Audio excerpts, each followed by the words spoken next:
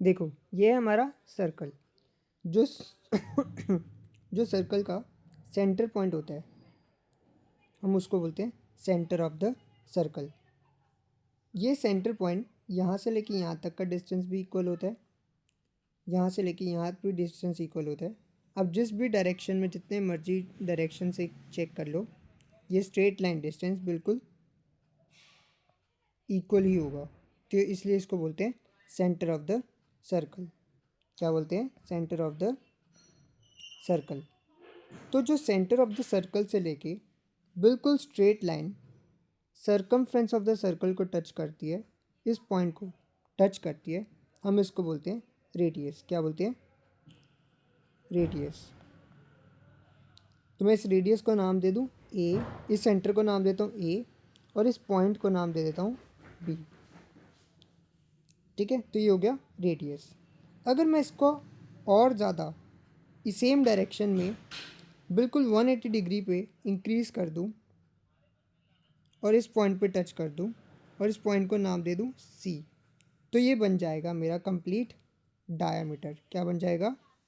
Complete diameter. तो diameter जो है ना, उसकी एक कंडीशन है। क्या? कि जो डायामीटर होता है is always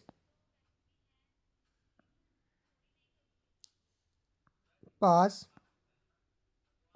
from the centre of the circle. जो डायमीटर होगा वो हमेशा सर्कल के सेंटर से पास करता हुआ ही जाएगा। व्हाट इफ़ अगर वो ना करे तो? अगर कोई लाइन एक पॉइंट से दूसरे पॉइंट को टच कर रही है बट वो सेंटर से पास नहीं हो रही, देखो सेंटर तो यहाँ रह गया, सेंटर से पास नहीं ना हुई, तो इस लाइन को हम क्या बोलेंगे? फॉर एग्जांपल मैं इसको नाम देता हूँ एम, इसको नाम दे देता हूँ एन। तो जो लाइन सेगमेंट एक सर्कमफ्रेंस ऑफ द सर्कल से दूसरे सर्कमफ्रेंस ऑफ द सर्कल के पॉइंट्स को टच करती है, जो सेंटर से पास नहीं करती, कंडीशन ये सेंटर से पास नहीं करती, हम इसको बोलते हैं कॉर्ड। क्या बोलते हैं? कॉर्ड। तो ये कॉर्ड ये ऐसे भी हो सकती है, ये कॉर्ड ये भी हो सकती है, ये कॉर्ड ये भी हो सकती है, ये कॉर्ड ये भी हो सकती है, ये भी कॉर्ड है, ये भी कॉर्ड है, क्योंकि सब ये जो लाइंस मैंने अभी ड्रॉ की हैं ये सब सेंटर से पास नहीं कर रही। ओके, तो इसको बोलते हैं कॉर्ड। कंडीशन यही है कि ये एक डायरेक्शन से दूसरी डायरेक्शन तक टच करती है बट ये सेंटर से पास नहीं होती। अगर सेंटर से ये पास होगी तो क्या कहलाया जाएगा? डायामीटर। अब आप एक चीज़ देखो, जो रेडियस का अगर मैं डबल कर दूं, रेडियस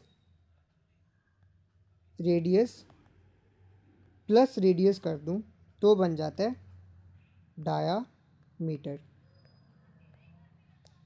इसका मतलब जो डायामीटर होता है वो रेडियस का हाफ होता है। क्या?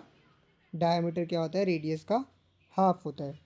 फॉर एग्ज़ाम्पल अगर आपका ये रेडियस 2 है, ये लाइन 2 है, तो ये लाइन आपकी कितनी हो जाए? ये भी 2 होगी, तो डायामीटर आपका कितना होगा? 4। कितना होगा? 4। अब एक बात बताओ, क्या एक सर्कल का सिर्फ एक ही रेडियस हो सकता है? सर्कल का सिर्फ एक ही रेडियस हो सकता है, ज़्यादा भी हो सकते हैं? देखो अब सुनना ध्यान से, जो ये लाइन है, ये लाइन, ये भी रेडियस है। पॉइंट ए टू बी, ये भी तो रेडियस है। पॉइंट ए टू सी, ये भी रेडियस है। एक अगर रेडियस एक्स्ट्रा बनाना हो, पॉइंट ए टू डी, ये भी रेडियस है। जो पॉइंट सेंटर से स्टार्ट होके पॉइंट ऑन द सर्कल तक जाएगा उसको बोलते हैं रेडियस, उसको बोलते हैं रेडियस। और एक सर्कल के इनफिनाइट रेडियस जितने मर्जी बना लो, ख़त्म ही होंगे। इनफिनाइट रेडियस और इनफिनाइट डायमीटर्स होते हैं। बस कंडीशन, बस बात ये होती है कि होते इक्वली हैं। कभी भी एक रेडियस के दो अलग अलग डायमीटर्स नहीं होते, वैल्यूज सेम ही होती हैं। बट हाँ, डायमीटर्स और रेडियस बहुत सारे ड्रॉ कर सकते हो आप। उसके बाद एक बेसिक सी बात आ जाती है, जो ये आपके आए हुए हैं points on the circle, interior या एक्सटीरियर, हम बस उसको डिस्कस करते हैं।